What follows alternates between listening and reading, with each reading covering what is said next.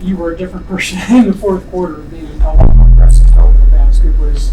Was there anything going on in the earlier part of the game, or did you just kind of change your strategy in the fourth? Or I know you had fouls in the first half too. No, I wasn't sure really what time stamp I got taken out in the first quarter, but that kind of took me out because we was just trying to get a good feel for the game. So when I got in foul trouble, I had to sit out the whole first half. So I just came back in the second. I just tried to go with the game flow. I got a couple easy shots. And did you feel like going to the basket made a big difference there in the fourth quarter, just for the whole team? Yeah, most definitely. There was a couple missed calls on the fouls, but just us being aggressive and getting downhill, it puts foul pressure on them. But also, it's easier to get to the rim than trying to shoot behind the arc. How frustrating is this weekend? I mean, you lose by 4, you lose by 3. You're right there with both teams, and I bet you guys want to win. Yeah, we want to win bad, but as you can see, we are getting better each game. That's all that matters. It was a tough third quarter for us. That's what really hurt us in this game specifically. But we just gonna keep fighting. We're not gonna quit. We still got a whole second half of the season to play, and things can turn and be in our favor. We just gotta take what we learn each game and just carry over to the next one. From this game, you guys greater offensive output, at least in the first half, than maybe we've seen in other games with the defense kind of switched off and the offense, that's where the defense and the offense kind of struggle. What do you think we can do to bring those two things together? That's what we're working on now, just trying to make sure we're consistent on both ends. First half of the season, we was playing more so offense but not defense. Now we're playing defense, and sometimes it's back and forth, back and forth. We're just trying to put it all together, and that's just what comes with us. Just keep taking what we learned from the previous game and implementing this in the next game. Anything else for Ty? Thanks, Ty. Thank you. Appreciate it. Mm-hmm.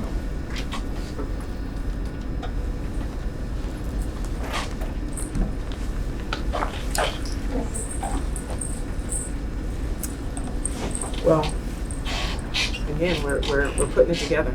I kind of heard her on the tail end, and it's just getting closer and closer and closer.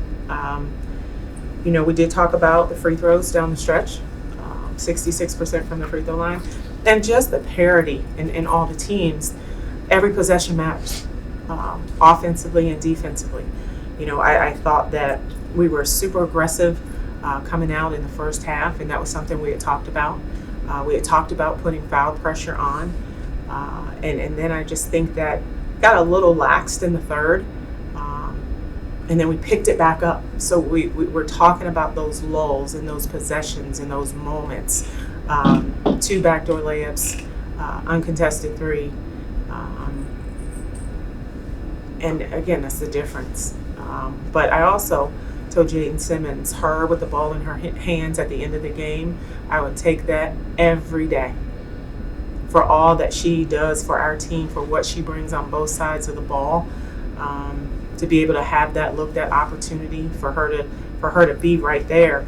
But I thought that the gut of the game, where there were just some possessions that did not go our way and some miscues defensively, it just came down to possession.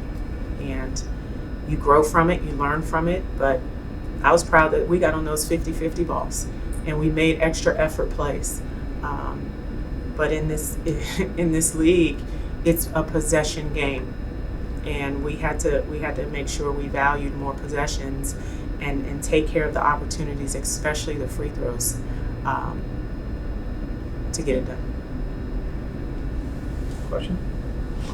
Coach, with Ty getting in some early foul trouble, how did you notice kind of the flow and just even the efficiency of the offense and the differences in between the first half and the second half?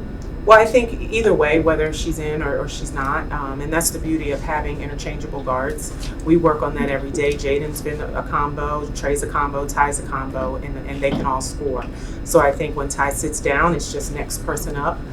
We have the ability now with Izzy in the game. We put her in. And so I think just having that depth, there's really no difference. I was proud that she came in and she was a spark in the second half for us, kind of gave us a little bit more energy down the stretch. But as far as her sitting down with those early fouls, I just thought that our players stepped up. You did score first in the third quarter, but then it seemed like they were getting a lot of assisted layups. Mm-hmm. Some were contested, some were open, like you said. Mm-hmm. Was there anything going on there in particular that you needed to get addressed as the second half went on? Yeah, I thought our help was not where it needed to be, and we weren't bodying up and getting over those screens. We were kind of going under or running into them.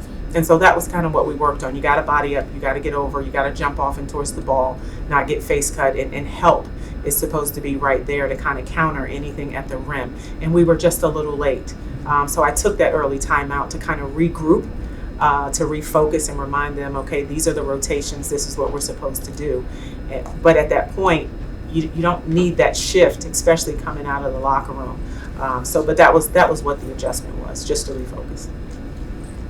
And when Ty got back in there, then it seemed like she was being a lot more aggressive going to the basket in the fourth quarter, and that in addition to Jaden, kind of put you in a position to. Correct. And that's what we talked about just throughout the game, right? Advantage us. We were in the bonus, put foul pressure on, get to the free throw line, and not settle. I thought we were settling for threes early in the third. And that's not what I wanted to do. I wanted us to play downhill. We are good at getting to the free throw line. We want to average 20 plus attempts. But we got there, but it was 66%. And so we're a team that shoots over 70% from the free throw line, and we got to make sure we knock those down. Coach, you mentioned the couple of backdoor layups that they got on you late in the game, and that they had a couple of chances at those throughout the game as well. Right. I know you've emphasized, aggressive defense, and I definitely saw some, aggressive perimeter defense. How do you balance that with your team and tell them, like, hey, I want you to be aggressive, sticking your hand in fast lanes, but you also got to be able to snap back if they're coming behind you? Well, I think it's just how you position yourself and knowing where they want to go. That's why you jump off and towards the ball, so then you can send the cutter behind you so they're not open. And if for some reason something happens, the last line of defense is the help defense. So it's almost all 5 people moving on that defensive string, because the Chin offense, it moves you around. They want you to guard for 30 seconds.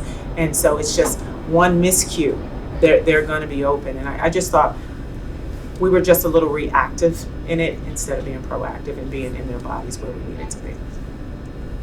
WSU beat Arizona today by 11. You lost by 4. You lost by 2. How do you keep your team, they're doing a good job playing hard. How do you keep them moving in the right direction? Like, we are getting where we need to be. Well, you just you're honest with them. Every day we talk about, every day we work on certain things. We want to be a balanced team offensively and defensively. And we talk about possession by possession. And there's certain key factors that for us to be successful, we want to win the rebounding margin. We want to be 80% from the free throw line. We want to limit paint points. We want to have more second chance opportunities and transition points. And so we kind of chart those. The biggest one, I think is just free throws. That's something we do, and we shoot them every day. And so not that was a difference maker, but that was a category that as we're checking off all the boxes of the things that we've done well, or the things we need to continue to improve upon, that's the one that we can control for sure. And so those are the controllable plays that we talk about. But I talk to them about their effort and that they're playing hard. And we were in a position to win.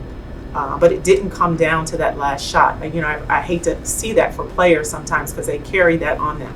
That wasn't the deal. The deal was throughout the game, those backdoor layups we're talking about, those free throws, me having to call that timeout early in the third to refocus us. And so as a team is still growing and learning and getting better, we eliminate those things, those controllable things, we will see it shift. Everybody good? Or go ahead. Just one more. Third quarters have been, a little slow for you guys throughout the season. As you go and you play some of these, finish out the rest of your Pac-12 schedule, and you continue to have these, strong, energetic first quarters. How can you get your team to keep that energy up when they come out in the third quarter, so that they don't have to lose.